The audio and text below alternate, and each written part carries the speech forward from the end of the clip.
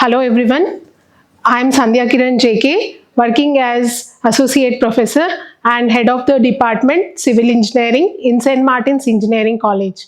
I am here to talk on hydraulic structures and deal with today's current topic, which is canal regulation works.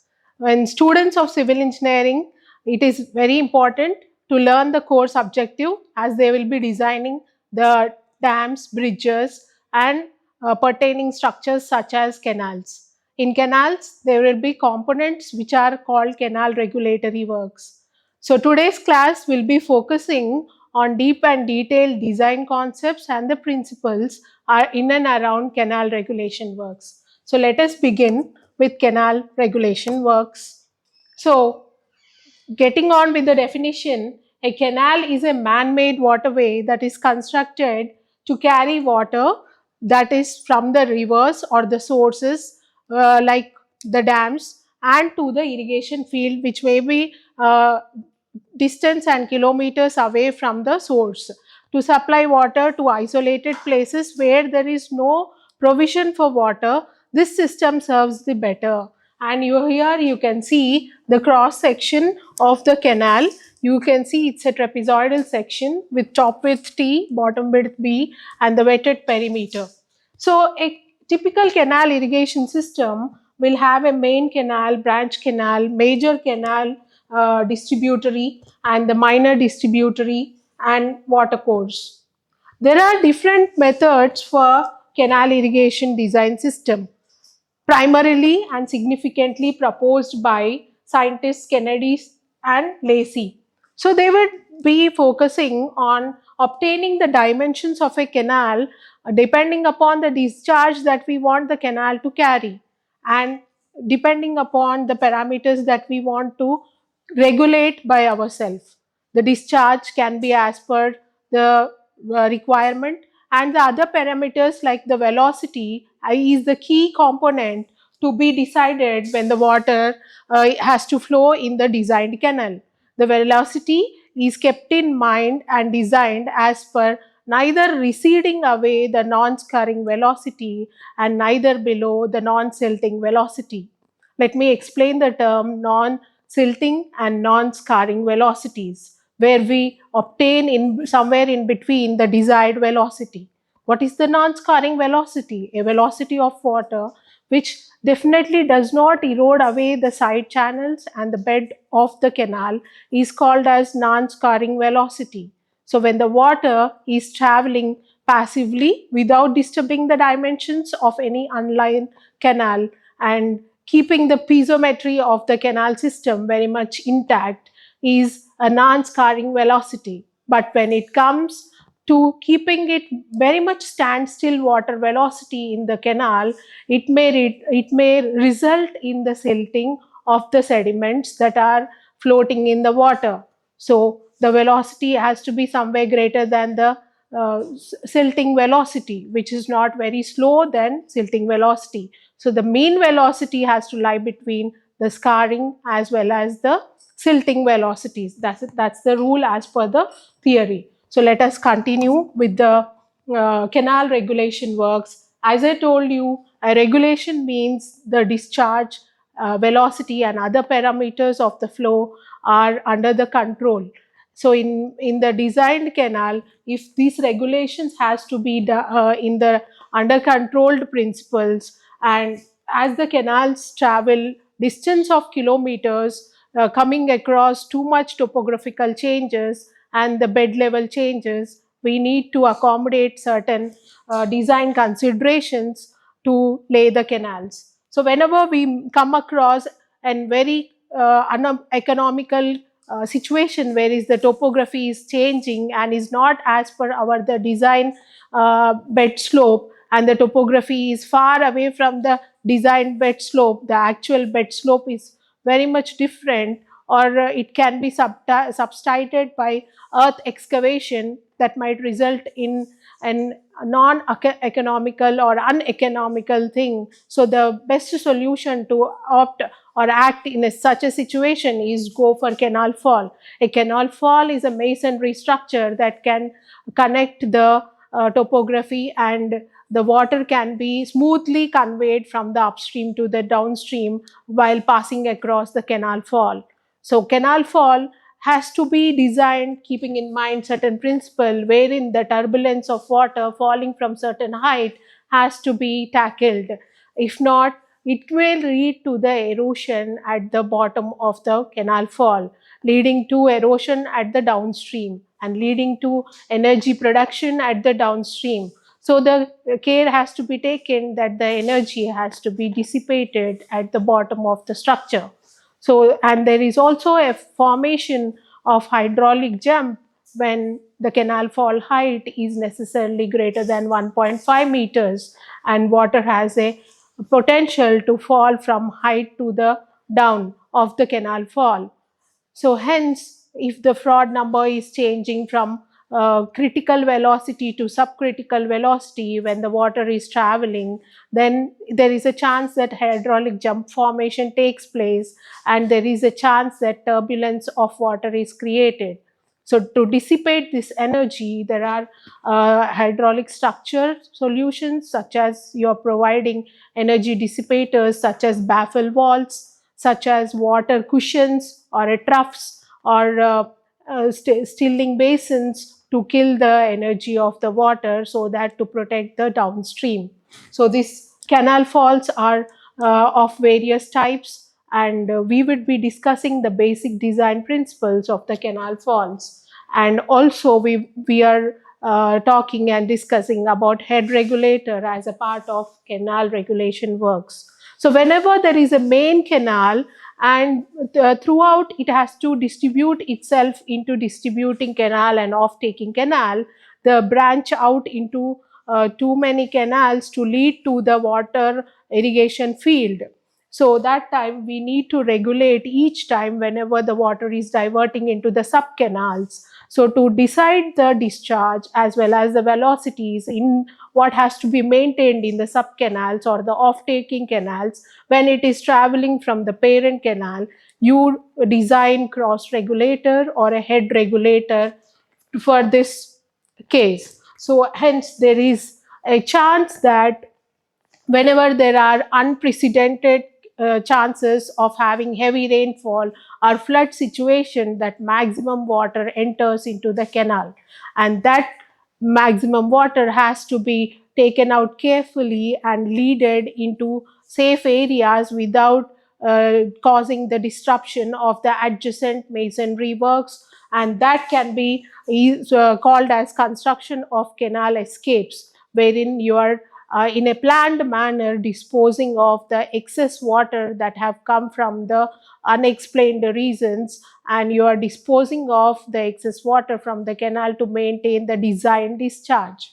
That is the canal escapes. Then you have canal outlets as your one of the regulation work, wherein at the end of the canal where the water is about to reach the fields, then you need a conveyance structure that is carrying the water from the canal to the field or to the field course. That conveyance structure where the exit of the water from the canal to the field is happening, there you design a canal outlet structure so that the avoiding the turbulence of water and smoothly discharging enough and sufficient amount of water into the irrigation field.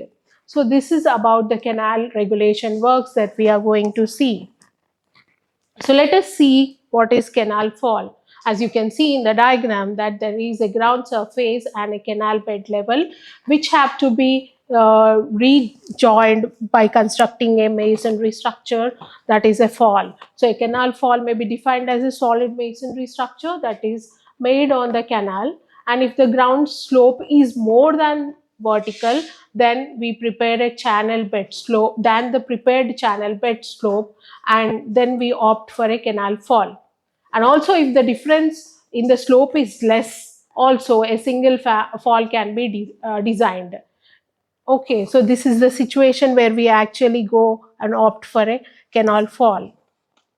So thus, a canal fall, which is also referred as a drop, is an irrigation structure constructed across a canal to lower down its bed level to maintain the designed slope when there is a change.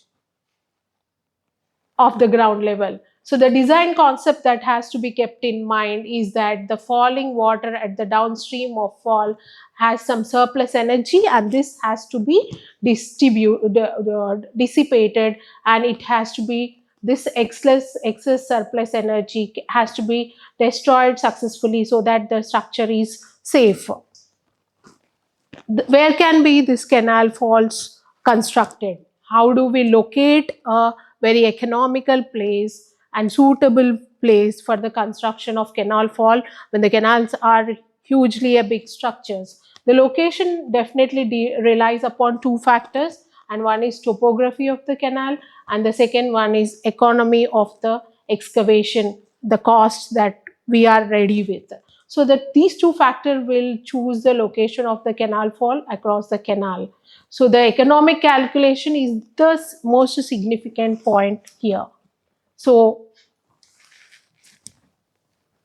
now the necessity of canal fall, again there is a purpose. Whenever there is a conjunction of a naturally flowing river and you are laying a canal below it, then you can opt for the smooth conveyance of canal water. You can construct a canal fall here. So here the natural stream, the maximum water level is represented by HFL, which is high flood level is denoted as HFL. HFL is the term used in conjunction with the denotion of the water in the stream, whereas FSL is the full supply level, which is used or represented in terms of the water that are traveling in the canal. So this is the conjunction where we actually need a canal fall to be constructed. So types of canal falls. There are different types of canal falls, all serving with the purpose of smoothly conveying the water from the upstream to the downstream, just to cover up the bed slope change as per the actual bed slope and the designed bed slope. So we have a Ogee fall in which there is a concave convex shape, which is a combination of this to smoothly transient the water, and rapid falls and also stepped falls, well type of fall, trapezoidal notch fall, and simple vertical drop fall. Straight gracious fall, Montic type of fall, and English fall or baffle fall. Let us see this.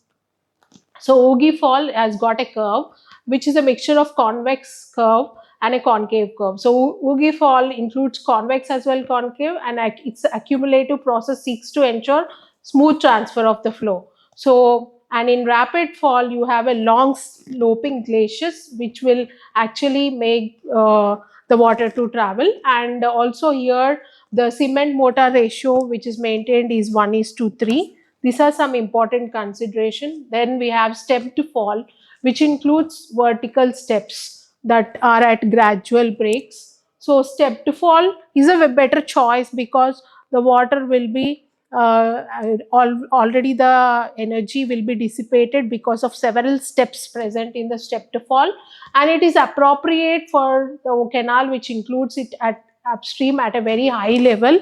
You go for this. Then there is a well type of fall which is also called siphon drop fall. In this case, there is an inlet well and a pipe, and also it is designed for 0.29 cumex. Then the downstream well is selected.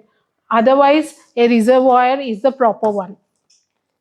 So trapezoidal notch fall. In this case, a lofty crested wall is made across the channel, and the trapezoidal notches are delivered in that wall. Trapezoidal falls are all very cheap and appropriate. And then we have simple vertical drop fall. It consists of a single vertical drop and which permits the upstream water to drop with a sudden hit on the upstream. So here we need to provide a cushion at the downstream because of there is a sudden hit of water from the vertical drop.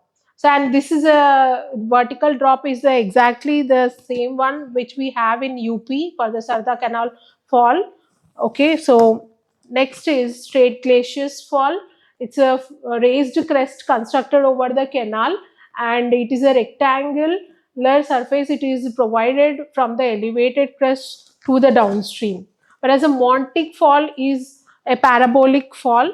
So yeah, the water has to take the parabolic form. So energy is quite well dissipated here. So let us see diagrammatically. And then you have the last one, baffle fall wall.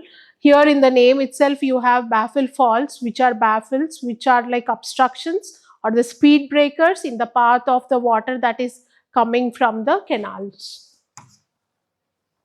So whatever we discussed here, we are going to see it in the form of the diagrams. See here, there's a Ogi fall, which is in the shape of a S, that is a combination of convex and concave. And this has to be supported with a stone pitching, because the water which is falling will have high amount of energy, and hence there is a stone pitching and riprap that is being done so that the structure remains intact. And in rapid fall, in the rapid fall you are providing a lengthier rubel masonry structure, and it is giving a intactness to the entire structure, and you can see how the energy is being dissipated here. And also in step to fall, because the water has to uh, transfer from the each step, therefore the energy is properly dissipated here.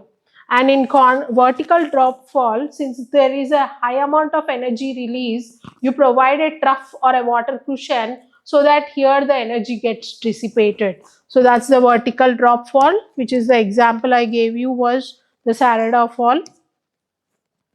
And here we have long glaciers fall. There's glaciers, and then you actually provide a trough here so that the water which is falling from this depth is dissipated here. The energy is dissipated, and the structure has to be protected at the downstream by doing the stone pitching, and also this curtain wall gives the extra support for this flooring, because in most of the times, as these structures are designed for long years to serve, they get eroded away because of the energy that is the water is falling with.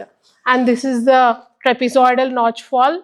Okay, there you can see there are two abutments which are present, and there is a circular piers that are present in between.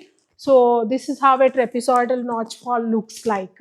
And this is the English type of fall, which has got a straight sloping glaciers. These are the baffle walls which we were talking about. And this is a well or cylinder fall, wherein you are accompanied by water cushion to reduce the energy. And then there is a parabolic glaciers fall. This is the Montic fall, in which x and y coordinates are calculated, and then this curve or parabola is constructed. So next, canal regulatory work being canal escape. Canal escape, as I told you, is a structure that will help you remove the excess amount of water that has entered the canal, that can be due to any reason. This escape route is safe, and it is crucially managing the water level during periods of high flows, heavy rainfall, and any other such conditions, by providing controlled paths where the water has to travel. So in canal escapes, you have three types of escapes. First one being canal scarring escape, and then surplus escape and tail escape. A scarring escape is something which is necessarily designed for the beginning of the canal. So canal scarring escape takes care of the beginning of the canal, where the water has to be safely removed, or escape can be constructed in between of the lengthiest canal to remove the excess amount of water. Tail escape is necessarily located at the end of any canal to remove the excess water. Next, so let us go through each of its definition. So surplus escape, you can say that it's kept at canal bed level, and the flow is controlled by a gate. This type of escapes are preferred mostly, and you can see how the surplus escape looks like. So this is the main canal, And from the sides of the canal, these escapes are like the exits that we have, that whenever we need, these gates can be opened or operated, and the excess amount water can be delivered on from the sides without disturbing the main canal. Next is, this is the diagram of that surplus escape, wherein it gives you the neat demonstration of how it is located over the piers, and then from the canal full supply level, by operation of the side gates, how the water is coming out from the canal escape. So a tail escape is provided at the tail end of the main canal, and it is useful in maintaining the required full supply level in the canal. So tail escape, you can see the diagram how the tail escape is there, that is, this is the bed level, and then these are always perpendicular to the main canal because their water is exiting from the side. So there's a stone pitching and a natural drain. All the water which is coming out from the escape are provided a way into the natural drain. Now we may have, there are usually these third one is the scarring escape, and the escape is constructed for the purpose of scarring of excess silt deposited.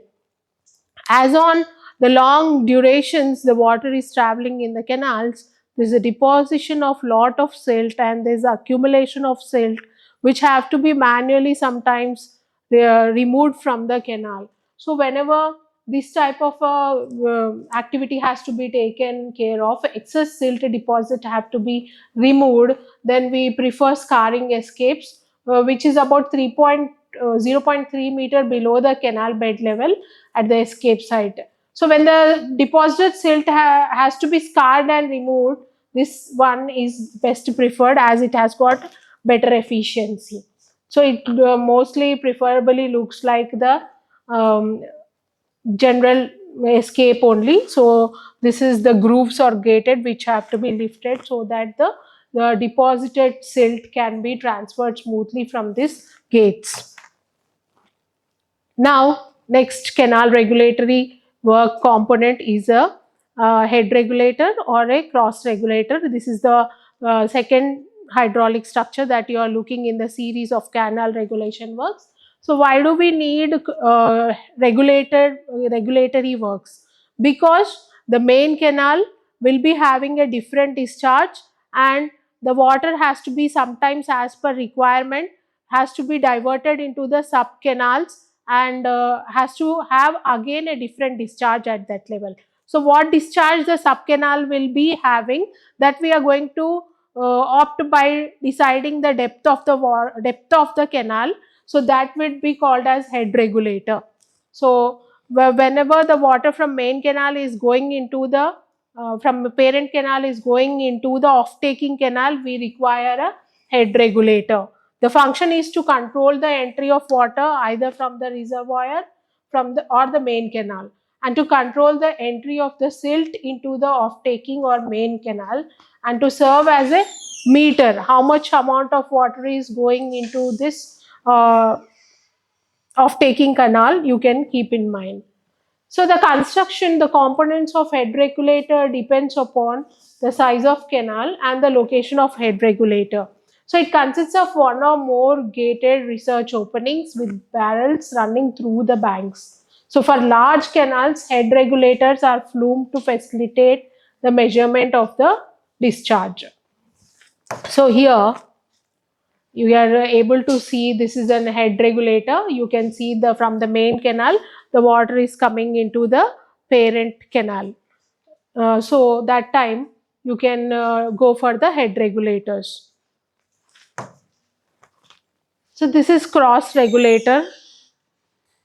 A cross regulator is constructed when the water has to be traveling from the main canal or parent canal into the off-taking canal, and see the example how it looks like. This is the off-taking canal and this is the main canal. Here the head regulator is present when the water is and this is the cross regulator. Cross regulators are necessarily present in the parent canal, whereas the head regulators are present in the off-taking canals. This diagram gives the main clarity of the topic. And also here you can see this is the main canal where the cross regulator is there, and here you can see the distributary head regulator. So this is the cross regulator in the field. So construction, you need to have abutments with grooves and piers. Again, there is a parent canal necessarily having cross regulator, and off-taking canal is having head regulator to manage the discharge and velocity. Okay, so we have a video showing us the canal regulatory works. So we are seeing there is a head regulator structure, cross regulator structure. We have these grooves, abutments and piers that is being shown in this structure to manage the design discharge. How much design discharge or velocity should be there in the off-taking canal and how much in the parent canal. So this is the setup that actually helps for decision. So you can see the baffle walls here and the roadway.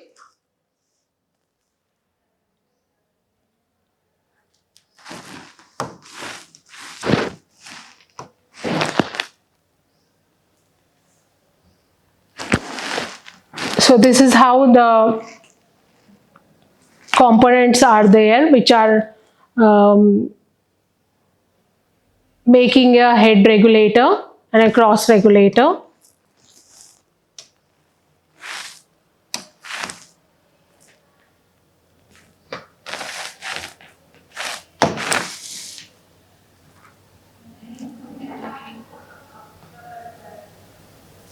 So let us see what we have just now gone through. We have started with canals basic definition.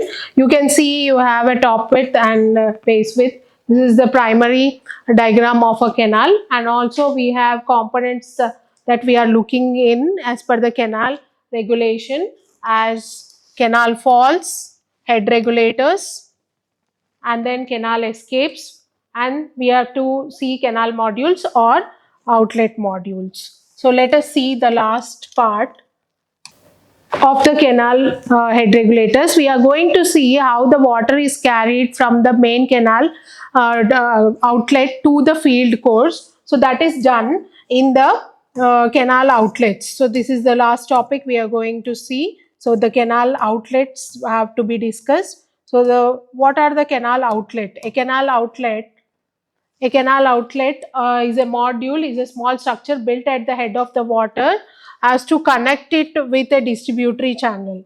So this is a canal module, and this is a non-module. There are three types. One is non-modular module, which comes with open sluice and a drowned pipe, and then you have the diagram of the non-modular module, which is connecting the distributary and the water course. Here the irrigation field is present. So this is the distributary channel from where the outlet module is carrying the water to the field. And the next one is the second type, is the semi-module or flexible module.